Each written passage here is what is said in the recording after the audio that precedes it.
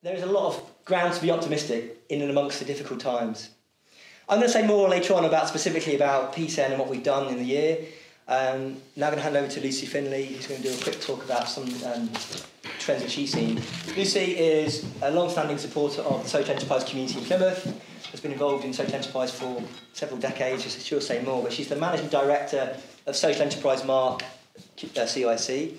Over the last 12 years, she's worked on the Mark to moving it from a regional project in the southwest to become an internationally recognised accreditation for social enterprises. If you're not already a Mark holder, join in. You get a discount from being a PSEN member. She's committed to adapting and developing robust and credible standards for social enterprise, recognised nationally and internationally as a key person for social enterprise, and fantastically was awarded the MBE in 2019 for her services to social enterprise. She advises government departments with DWP and others, and they developed a specialist accreditation for people who are disabled, employing disabled people. So please can we give Lucy a warm Plymouth welcome.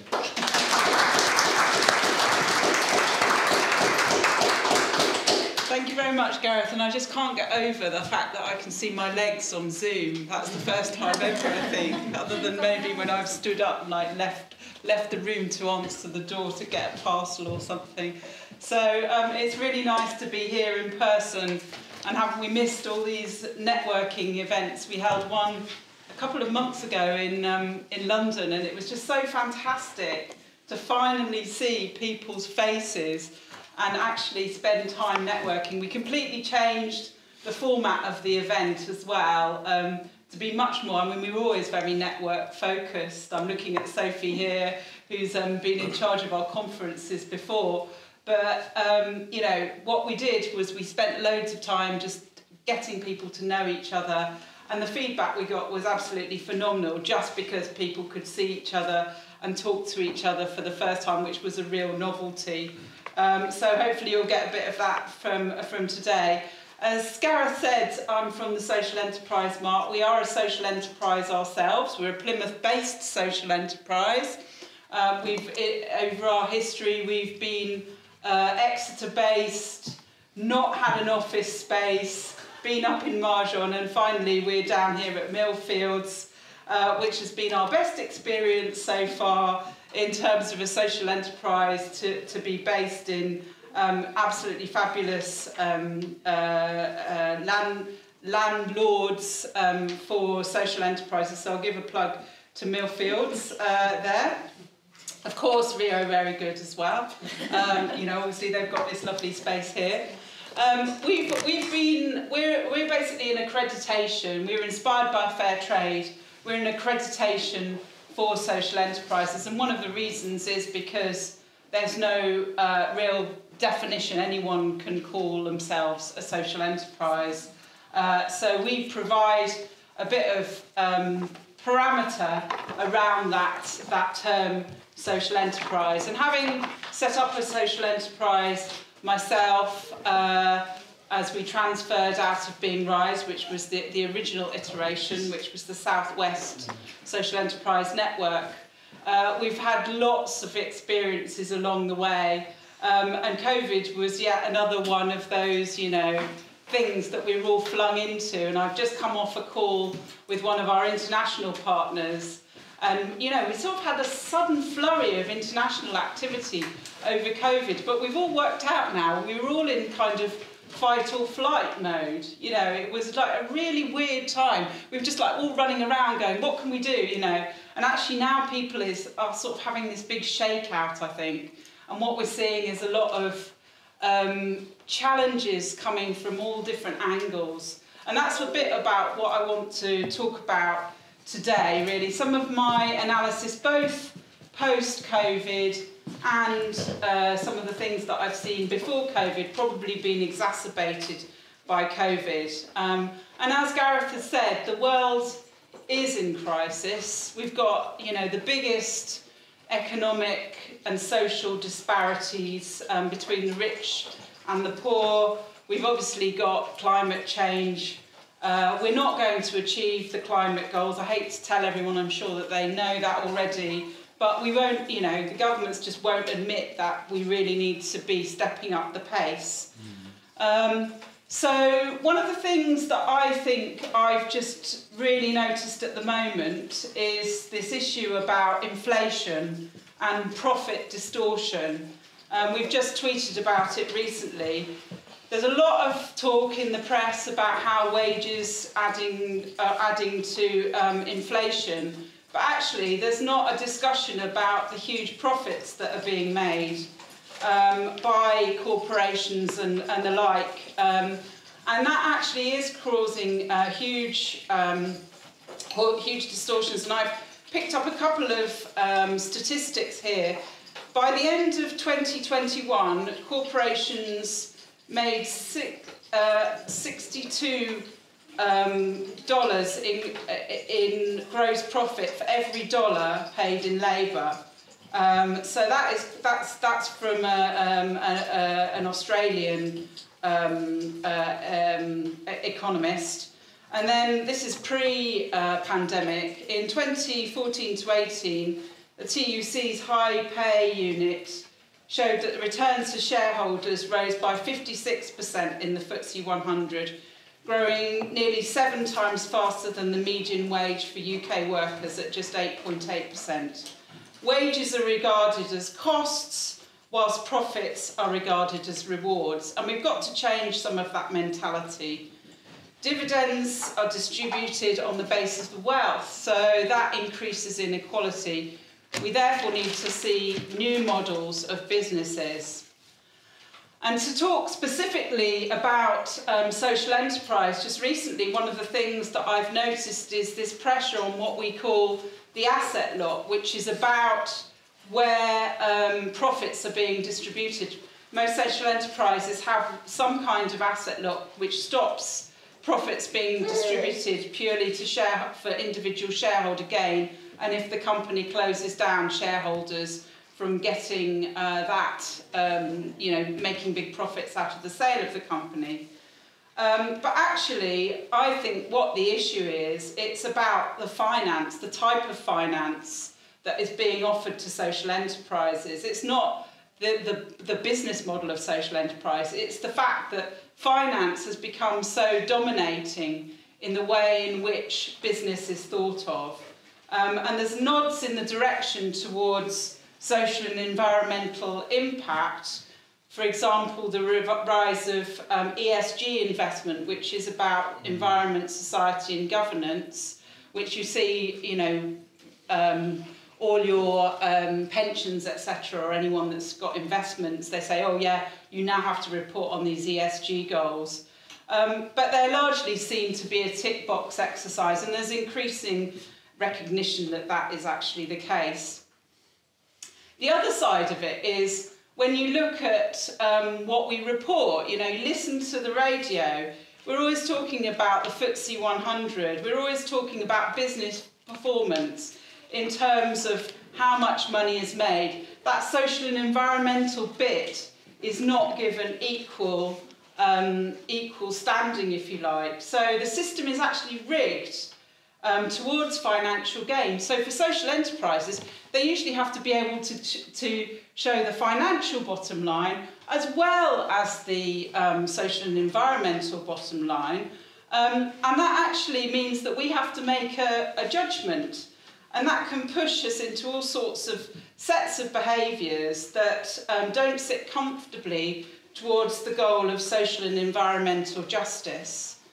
So, in my view, social value, and a number of people now are saying social value should be calculated alongside financial value on the accounts. And there's a big move in the UK and more widely through something called the Better Business Act to require minimum standards in order to be able to ensure that society and the environment are given that equal weighting. Alongside that, the other thing I think that we also need to look at is how social enterprise itself is financed. Because if we're having to show a financial bottom line and we're getting financed by financial organisations that want to see a financial bottom line, we need a different type of finance.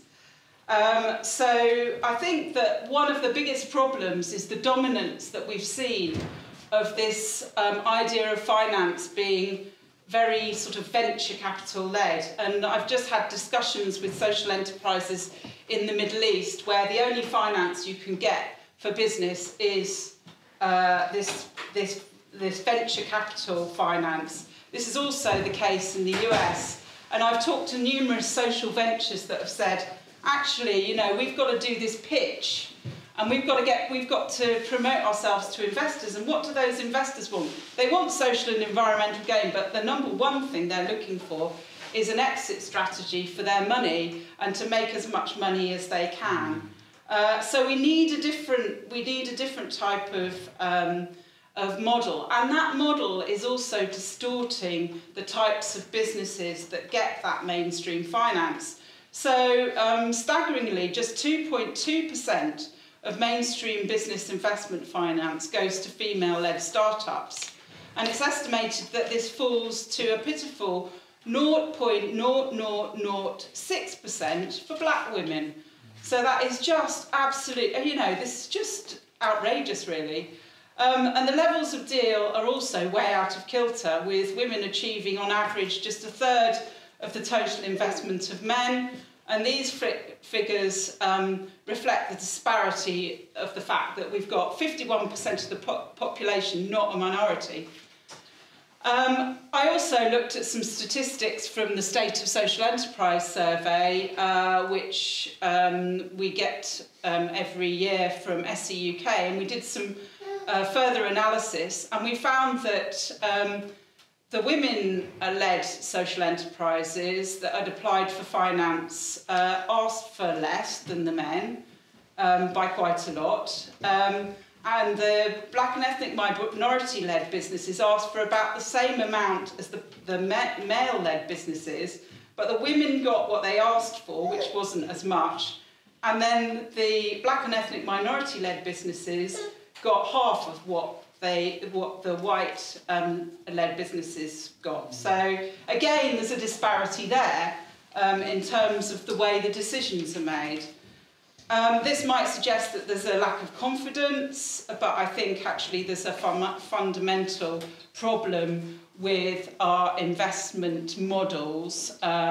So what's been argued is, well, we need social investment to cover this, which is another term which has been coined, you know, relatively recently. But I've found that has also had its limitations. You know, I've talked at university events about social enterprise, and they say, well, how do I get social investment? I say, well, actually, you can only get social investment if you've got a track record, and you can only get debt finance, and you can't get equity finance because they want to make loads of money out of you. You feel like you're in this kind of hamster wheel. So the social investment options are not so good either. There's a high level of risk aversion. The standard and adapted approach, they say, oh, we need to get more women and more black and ethnic minority-led businesses. But what they do is that they tout the same model of investment to those audiences without thinking, well, actually, perhaps we need to adapt our product. The system has really, you know, what I think is really there's a fundamental financial groupthink that needs to be changed. And, you know, banking and investment has kind of, the social investment community has been invaded by that kind of groupthink, because it's people that are coming out of the investment industry that are trying to make sure that they do the good thing after they've made loads of money. So they bring in all of this stuff, and they bring in all of their terminology, which makes it really hard for a lot of social enterprises to actually understand what they're going on about. So I think that that term, social impact investment, is also a kind of a difficult one for people to get their head around. A lot of people think, oh, I must be able to get social impact investing because I'm creating social impact. But as I've said, you know, actually the #1 priority for those social impact investors is a financial return, albeit with some social and environmental stuff as well. So what is the way forward? I would argue we need a wholesale invention of capital and investment in social enterprises, not a repeat of what we've had. We need more patient capital, i.e. money that sits there and can be paid back over a long term, and much more sort of responsive and cooperative types of finance. Social enterprise-y type finance, so peer-to-peer support. And looking back in history, looking at the ways in which businesses were financed traditionally without this kind of huge emphasis on things like equity investment and VC, venture capitalists. So for instance, you used to be able to know your local bank manager. They were part of that community. They understood your business. We need to look to other countries for a more varied approach to profit-led models. For example, in Germany, there was the recent Super League development as a reaction against football owners that just wanted to profiteer out of running a football club. And there are some shoots of exciting development. So, for instance, the Growth Impact Fund. I don't know if there's been anything in the PSEN news about the Growth Impact Fund. That's a new fund that's come online.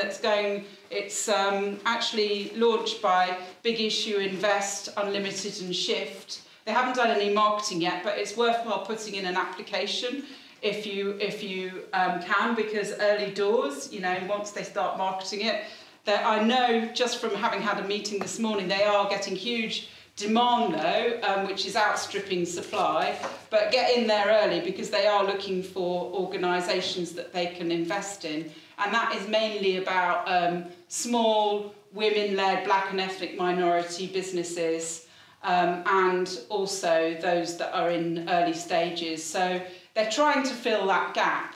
And I've also come across a really interesting peer-to-peer lending scheme that is based in Canada called SheEO, and I've become an activator for SheEO, whereby women put in money, then they support other women to have a zero interest loan, and they help them to pay that back. So you've got an evergreen finance model. So there are some things coming out that are, I think, interesting, and I think we need more of that.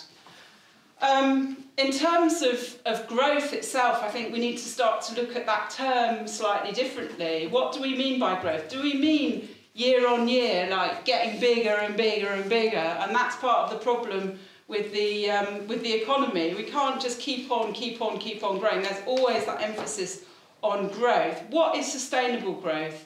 What do we mean by scaling up?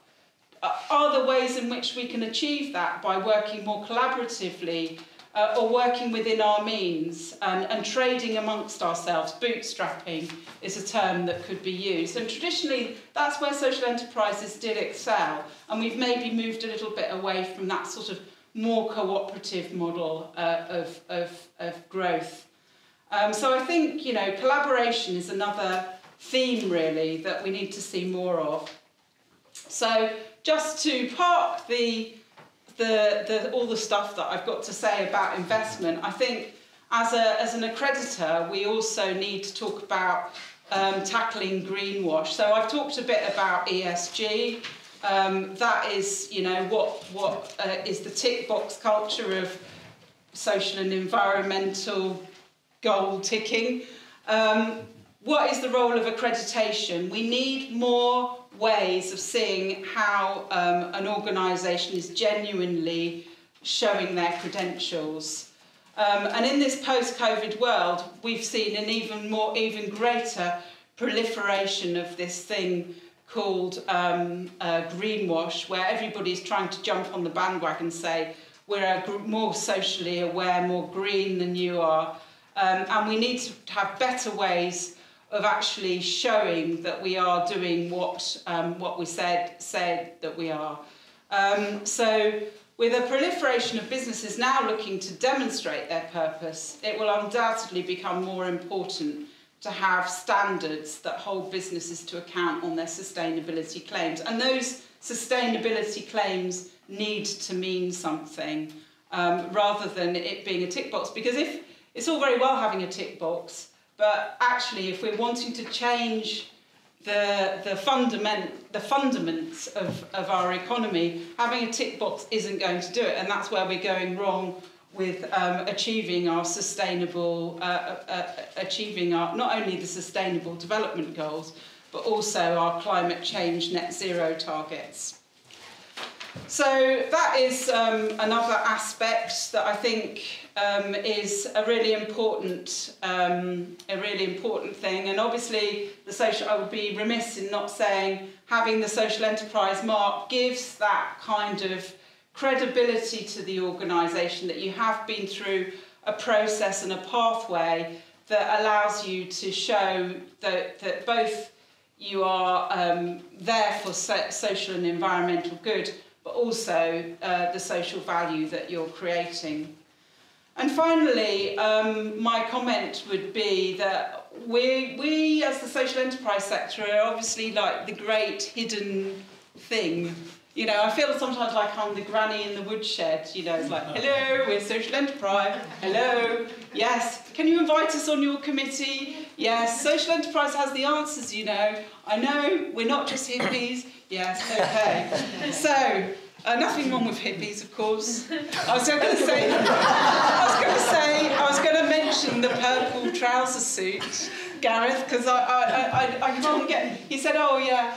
He said, oh, is there anything you're going to say about me? And I said, oh, I'll say about the fact that you're a vegetarian that doesn't eat vegetables. And then he mentioned the purple trouser suit, and I thought I can't resist mentioning the purple trouser suit. Okay, there are photos. I'm a bit of a hippie. Bit of a hippie, you know, iridescent ideas.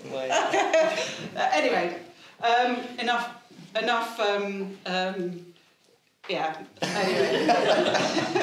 So I think what we need to do is and it's often something that we are very uncomfortable with as social enterprises, is selling ourselves. As a social enterprise Mark, we've had to sell our services, and that can sometimes feel quite uncomfortable. It's like, well, actually I've got to ask for some money, or I've got to do this, that and the other, and we think, well, actually we're doing some good, you know, can you please give us a little bit of money, please? But actually we need to sell ourselves more and make more alliances, and we've been making strong alliances with the likes of the university sector that share our values and knowledge, and that's one of the reasons we know the three universities in Plymouth are calling themselves social enterprises. Some of them have the standards, some of them don't. We will be working on that to get them back in. But I think to be a little bit more positive, the outlook for social enterprise is good, but we need to be seen. We need people to know about us. We need people to understand that actually we've got a different model that does provide the answer. So having bigger friendships and alliances and just shouting more loudly about what we do, I think is probably something that we haven't done enough of. So here endeth my speech on my thoughts. That's, stream of consciousness. I hope it gave you some thought-provoking things to... That's great. So we've got a bit of time. Anyone's got any questions for Lucy? I just want to check if there's anything in the chat. If people online want to ask any questions, I'm not quite sure. Oh, Big Issue Invest. What was the Big Issue Invest? Scroll up. Small whip. It's there. It's there. It's further down. Further down.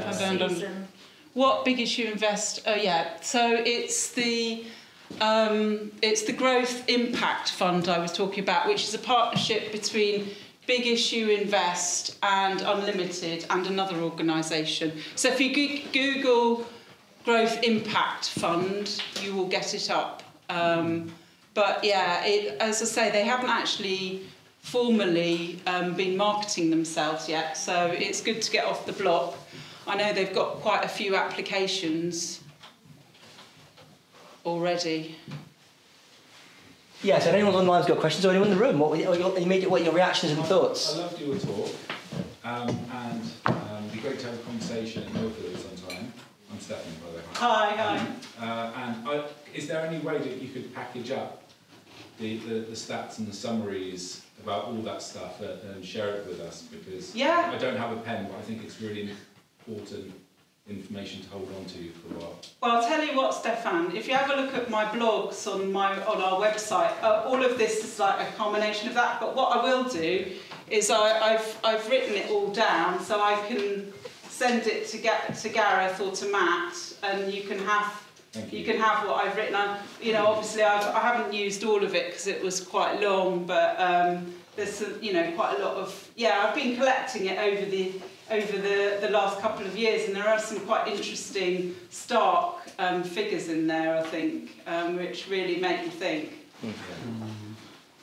There are some good stats in the south-west state of the social enterprise in the southwest. Yeah. Social Enterprise UK did as a subset of their national state of the social enterprise sector UK, which is worth looking at, and there's some interesting trends in there. I think the biggest ones for me is when you start to look at the sort of the levels of inequality, you know, in things like funding, and who funding's going to, and the type of organisations. So I'm a trustee of Big Issue Invest Trust, which was set up over COVID to make sure that Big Issue didn't crash and burn, because obviously the vendors couldn't go out.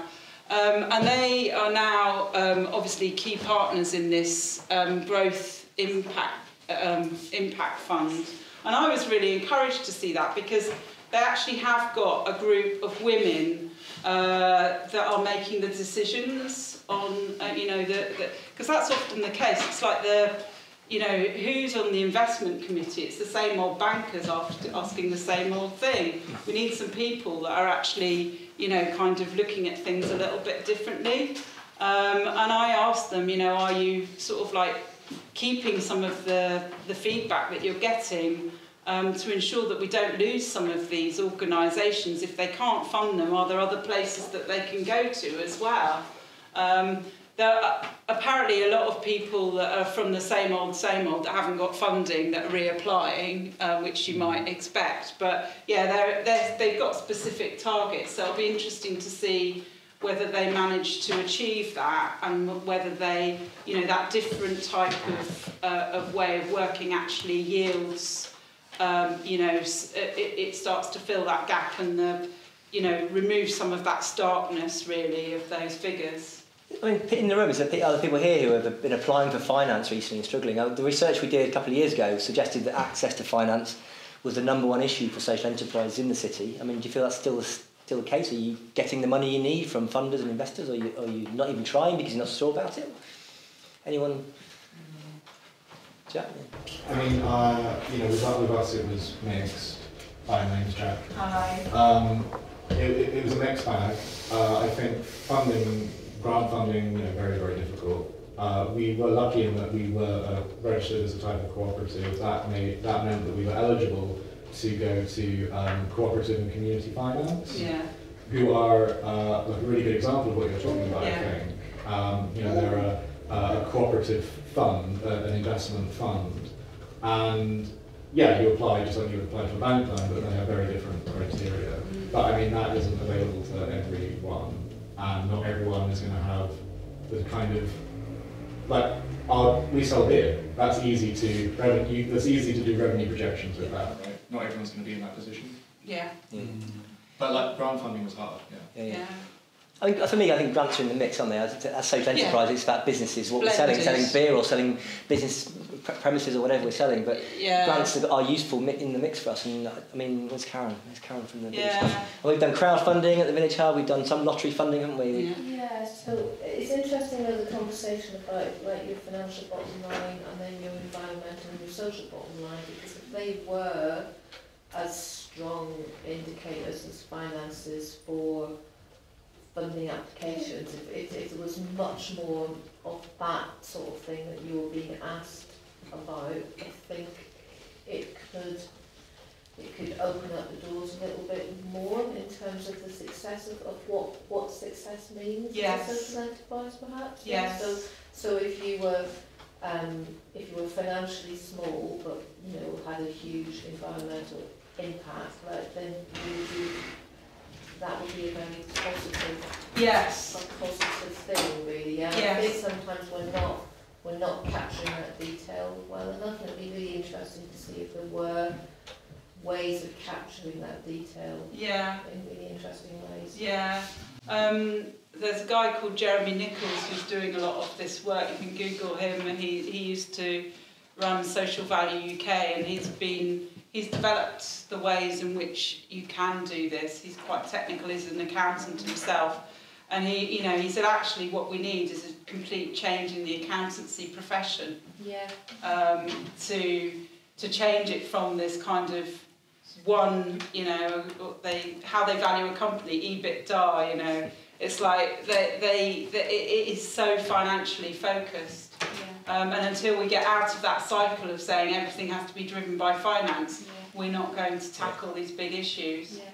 Yeah. Which gets to the heart of the whole, what is the purpose of a business? What's the purpose of the economy? And we will talk about that over the next year, I'm sure, as politically it's right in the centre of our conversations right now about, look at the cost of living, etc. And I think this is where I think social enterprises have got a great role to play, and we need government, local government particularly. We've got big initiatives like Levelling Up and the Shared Prosperity Fund, with big opportunities, and I think social enterprises, investing in social enterprises is a golden opportunity to create this well-being economy. But I would say that, wouldn't I? So we've got to convince, I'm sure you're all convinced in the room, we've got to convince the council leaders, Yeah, and they're a lot of them are more of the same, they can't think. We've had a huge paradigm shift. We've had COVID. We thought maybe that might begin. We had the financial crash first, didn't we? And then we had COVID. How many crashes do we need before we say actually this situation is broken? It's not revolution. It's just like changing the way in which perhaps it is revolution. But I wouldn't go down the route of like World War or whatever like Putin has. But we do need a fundamental change in the understanding of what business means and what the behaviours are driving. That drive for profit is driving certain behaviours, which is meaning we're never going to achieve our goals on climate change, because that will always be, it's like the Chancellor saying, oh well, cost of living is a problem, but actually we can't afford to do any of the climate change things because we've got to address the economy. And if you'd have a ruined economy, where's it going to leave our children and our children's children? It's a big mess for them to clear up. I'm sure I'm not the only person saying that, and I've heard it a lot of times. But how many times do we have to say it? Yeah. And PSEN is non-party political. We are a community interest company. You have to be non-aligned to anyone. There is a really interesting paper written by the Labour Party called Towards a Purposeful Economy. It's well worth reading. It talks a lot about cooperatives and social enterprises and the idea of purpose. And has COVID shown us that we do need more of a purpose? And you've got examples like New Zealand around wellbeing economy and others. But I think there are some shining lights out there, and let's work towards that. And conscious of time, if there's any more questions online, please type in the chat. Any more questions in the room for Lucy, or any more thoughts on that sort of this wider topic? Anybody else? Jack?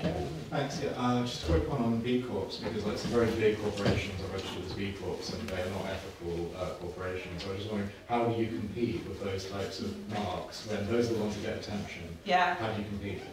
It's a good question, and one we've debated a lot. I'm quite glad actually that B Corps have just shot themselves in the foot by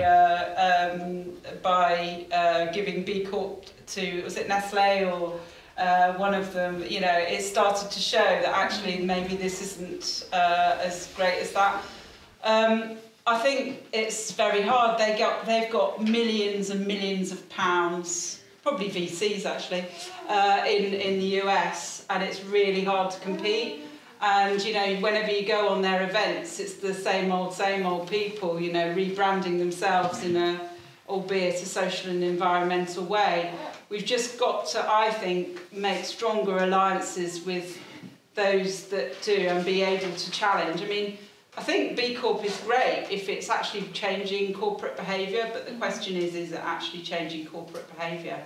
And I don't want to diss something that is potentially making some you know, some changes in behaviour, but actually it can become part of the problem if you're not wary of that fact that it's not fundamentally changing. You know, B Corp tell you that they are they're not shareholder driven, but most of their companies are driven by shareholder profit. So I don't see how they can not be. So it's quite hard to counter some of their arguments. We need more allies that agree with our perspective, I think. Firstly, I think B Corp is interesting, isn't it? For me, that if those businesses are taking a step towards social enterprise and cooperative and social economy, I think that's broadly a good thing. But actually, take the point, you've got to be very kind of hypercritical and look at exactly what they're saying. And actions matters. There's that thing in America where the Business Roundtable, for 150 of the biggest businesses in the world, you know, Ford and Amazon, all the ones who were signing a statement saying we're no longer driven by shareholder capitalism, we're driven by stakeholder capitalism. Yeah. But you've got to look at their actions. You know, pledges matter, but they have said that, so we've got to hold them to account. Question on the chat: the paper was called "Building a Purposeful Economy." You got that? Building a Purposeful Economy. If you just Google that, Labour Party, you will find that, and that's just a discussion paper. So if you read that and think that's interesting, you need to send that to your MPs or Conservative and your councillors, Conservative or Labour. Look, this is what Labour. You need to get that moving from a discussion paper to becoming actual Labour Party policy or Conservative Party policy, whatever party policy it is. We need to get people talking about that. So write to your MP and councillors about that paper if you agree with it. Is it written by? Who's it written by? Is it by the Labour Party itself? So Labour Business. It was written by an MP. I can't remember his name. I can't remember the guy's name. I'll find it's in there. But yeah, okay.